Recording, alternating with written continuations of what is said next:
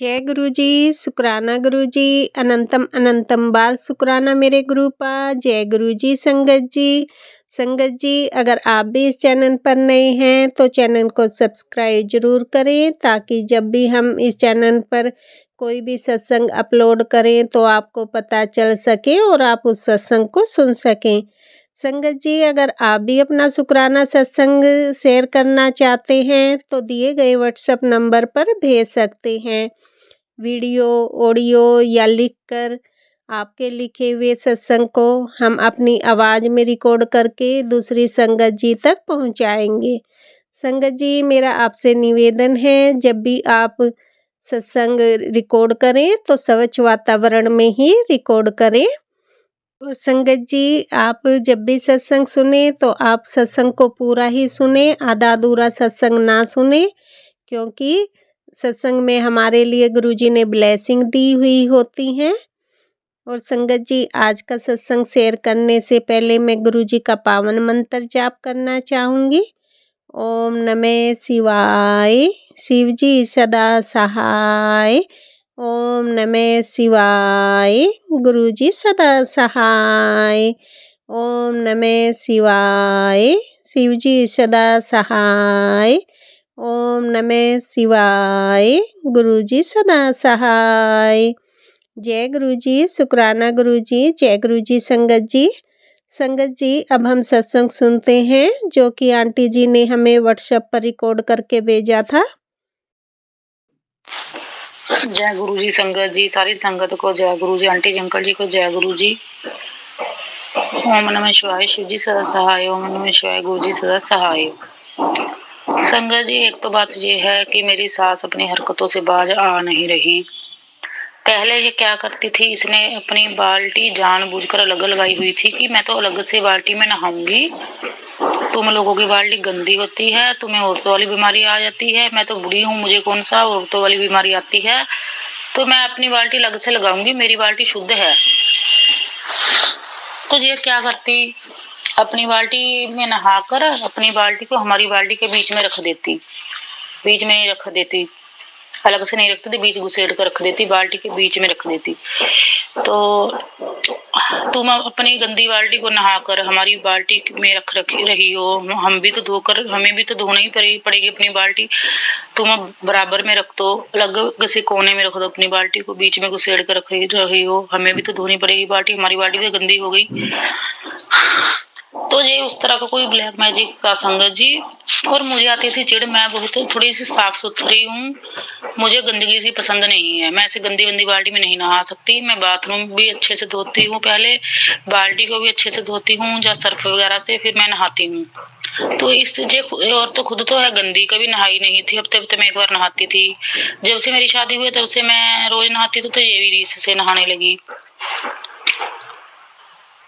तो इसको इस बात से बड़ी चिढ़ थी कि ये ऐसे साफ सुथरी क्यों नहाती है, इतनी सफाई से क्यों नहाती है, कि ऐसे गंदी बंदी पड़ा हो, ऐसे गंदगी में ही नहा ले। इसको बड़ी चिढ़ थी, तो ये मेरी बाल्टी को गंदा कर देती थी, अपनी नहाने वाली बाल्टी बीच में घुसेड़ कर गंदी कर देती थी मेरी बाल्टी को। और संगत जी मुझे आती थी बड़ी चिढ़ कि ये ऐसा क्यों करती है। और आप ये देखिए, एक आधी बार तो ना जब मैं नहा के निकली उस बाल्टी में, कई बार मैं धो नहीं पाती थी, ऐसे ही नहा लेती थी। जो गंदी औरत थी, जो तो लगातार ये कर ही रही थी, रोज नहाती, अपनी बाल्टी मेरी बाल्टी के बीच घुसेड़ देती और मैं नहाने लगती। तो कई बार हमें लेट वेट हो जाता है, काम होता है कोई, तो मैं कई बार ऐसे ही नहा लेती, तो मेरे तुरंत चोट लग जाती थी। कई बार तो अलमारी लगी थी लोहे की, खून निकल आता था, काफी चोट लगती थी मेरे। तो ये गंदी औरत अपनी हरकतों से बाज तो आ नहीं, फिर से इसने वही बातें करनी शुरू कर दी। पहले तो ये मेरे देवर के पास निकल गई थी, चली गई थी, और फिर से आ गई है, तो फिर से वही इसने गंदी हरकतें शुरू कर दी हैं। इसको तो लगता है कि मुझे कुछ पता है नहीं, लेकिन मुझे सब पता है अब।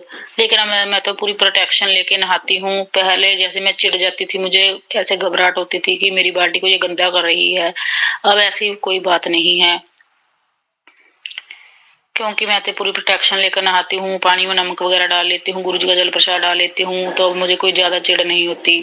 अब तो जो भी करेगी इसके पास उल्टे ही जाएगा। गुरुजी खुद ही दंड दे देंगे इस औरत को।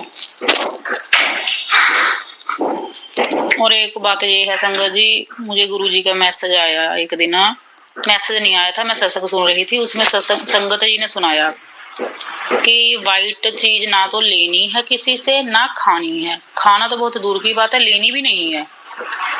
और फिर उन्होंने कहा कि चलो कोई ऐसा इंसान होता है कि हम उसे मुंह पर मना नहीं कर सकते, उसको खाओ मत, अगर मुंह में चली जाए तो कोई बात नहीं, पेट में नहीं जानी चाहिए। तो अब ये देखिए, कई बार कुछ ऐसे सत्संग हम सुनते रहते हैं, भूल भी जाते हैं। एक सत्संग में सुनते हैं तो याद रहता है, कई सत्संग सुनते हैं तो भूल जाते हैं। तो मेरी बेटी हमारी पड़ोस में किसी के घर कंजके खाने गई थी अष्टमी को, तो उसने क्या किया, सभी बच्चों को उसने पैसे वगैरह गिफ्ट वगैरह दिए, मेरी बेटी को नहीं दिया। मुझसे क्या चिढ़ थी भाई, मुझे तो बड़ा गुस्सा आया कि हम इतने नीचे लोग तो हैं नहीं, और ना ही मुझे गिफ्ट का लालच है। जो मेरी बेटी को नहीं बुलाना चाहता, बड़े ही पूरा मोहल्ला ना बुलाए, ना बुलाए, तो मैं भी किसी के बच्चे को ना बुलाऊंगी। हम जो ये मांगने वाले होते हैं इनको खिला दिया करेंगे। तो मेरी बेटी आपके घर में खाने गई है, कम से कम 3 साल की, 3.5 साल की तो है। इसको कोई बच्चा इसके अपने साथ ले गया, मेरे साथ चलो, उसने हमें कहा नहीं था, बाकी घर पड़ोस में वो कह गई थी। तो बच्ची आ गई, उसको पता नहीं, नादान बच्ची है, कम से कम 5 रुपए तो उसके हाथ में रख सकती हो ना। बच्चों के मन में तो ऐसे ही आ जाता कि सबको गिफ्ट दे दे, मुझे नहीं दिया, कितनी बड़ी बात है जे। तो तुम्हारा घर खाली है, कुछ है ही नहीं तुम्हारे घर में, बस तुम्हारी औकात ही इतनी है कि तुम 9 कंजकों को खिला सकते, 10वीं को तुम खिला नहीं सकती। मुझे बड़ा गुस्सा आया संगत जी। तो फिर क्या हुआ, कल आ गई। कल कौन सा अष्टमी थी, कल तो त्रयोदशी थी। कल आ गई मेरी बेटी को कंजके खिलाने। मैंने उसको बुलाना बंद कर दिया था, जागना भी बंद कर दिया था उसकी तरफ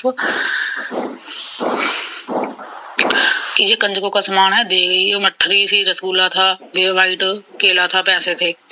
और मैं अपनी बेटी को कह रही थी मत खाओ मत खाओ, ये छोटी तो है। इसने क्या किया, रसगुल्ला फटाक से मुंह में डाल लिया। मुझे वही बात याद आई, गुरुजी वाइट वाली।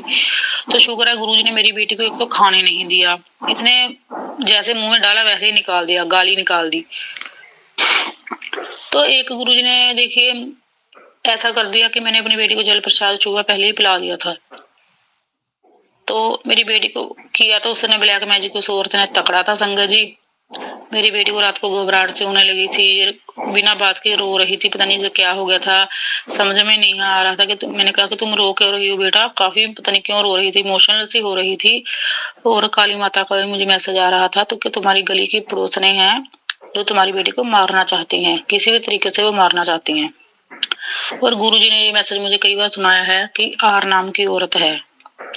एक तो आर नाम की औरत है मेरी नंद, उसने मेरे पति को वश में किया हुआ है। एक आर नाम की औरत मेरी बेटी ट्यूशन पर पढ़ने जाती थी, इसकी टीचर भी थी आर नाम की। और एक मैंने कल सत्संग किया था, मेरे सपने में आई थी, उसका नाम भी आर से ही है। जो मेरी बेटी को कंजके खिलाकर गई थी कल देखेगी, इसका नाम भी आर से था। मुझे सब बातें याद आई संगत जी।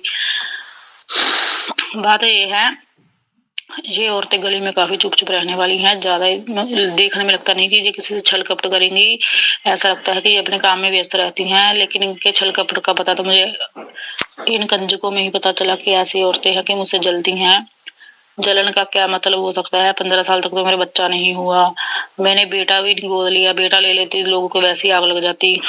बेटी गोद ली है, उसके साथ मैं हंसती खेलती, उसको खिलाती पिलाती हूँ। लोगों को ये भी जलन है कि इसका बच्चा होना ही नहीं चाहिए था, इसने गोद ले लिया, पूरे मोहल्ले को आग लगी पड़ी। अब ये देखिए ऐसे ऐसे लोग हैं। पालन पोषण उसका मैं कर रही हूँ, जिसने दिलाना था मुझको बच्चा दिला दिया, तुमको क्या ही आग लगी हुई है। मेरे पति के इतनी बड़ी बीमारी आ गई थी, किडनियां खराब हो गई, सब लोगों को ऐसा था कि ये बच के होंगे, इसको बचना नहीं चाहिए था। इसका घर उजड़ते हुए देखते कैसे कैसे लोग हैं। तो मेरे साथ तो भगवान था, बचा लिया। अब कुछ होगा भी नहीं, गुरुजी करने भी नहीं देंगे। अगर कोई दिक्कत आएगी वो भी नहीं आएगी, मेरे पति को, जलने वाले को जलने दो।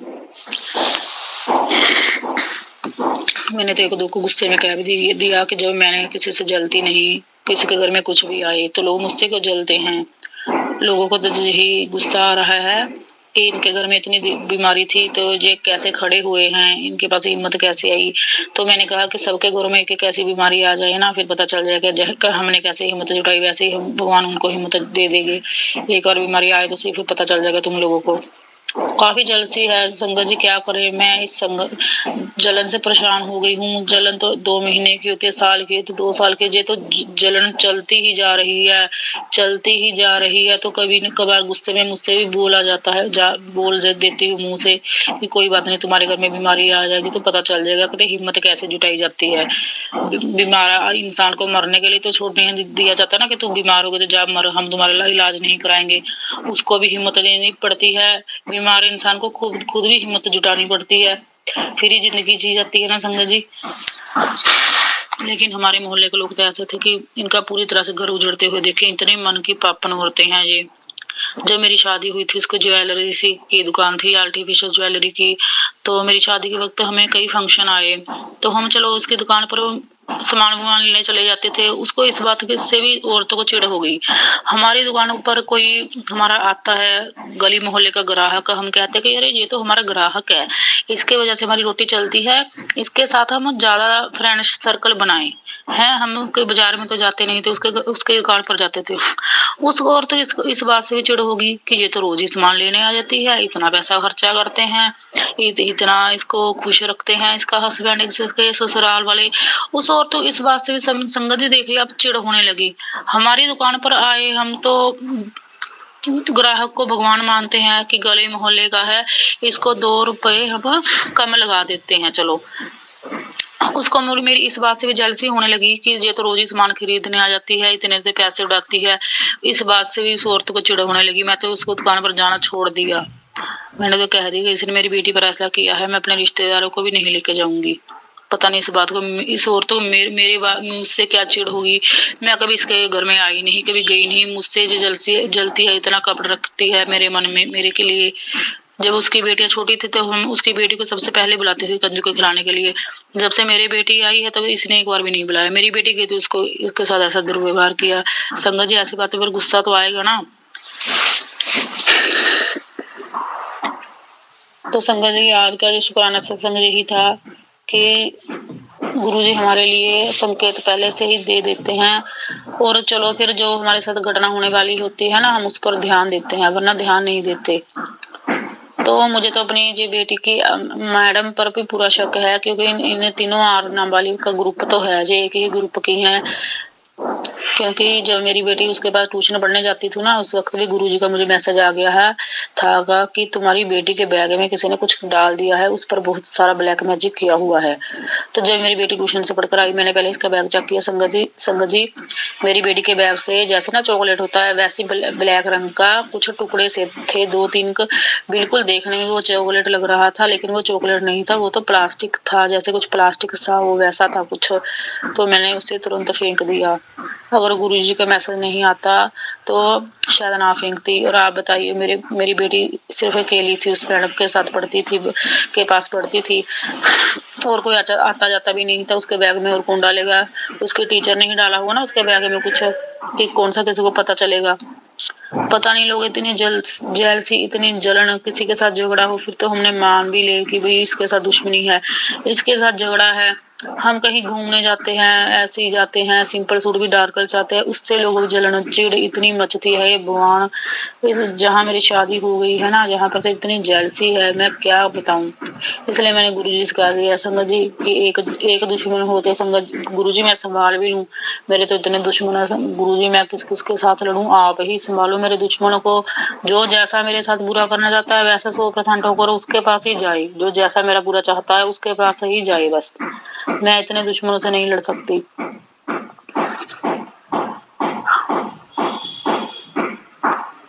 तो आज का शुक्राना सत्संग संगत जी, बस मैं इतना ही करना चाहूंगी, विराम करना चाहूंगी। अगर बोलने में कोई गलती होगी तो माफ करना। सबको ब्लेस करना गुरुजी, हमारी सबकी रक्षा करना। आंटी जी, अंकल जी, सभी परिवारों की, संगत परिवारों की रक्षा करना। संगत जी, सब संगत परिवार एक से ही होते हैं।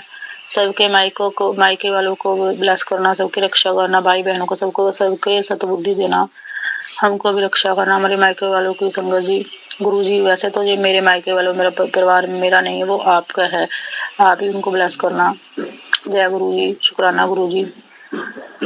ओम नमः शिवाय, गुरु जी सदा सहाय। ओम नमः शिवाय, शिव जी सदा सहाय। ओम नमः शिवाय, गुरु जी सदा सहाय। जय गुरु जी, शुक्राना गुरु जी। जय गुरु जी संगत जी।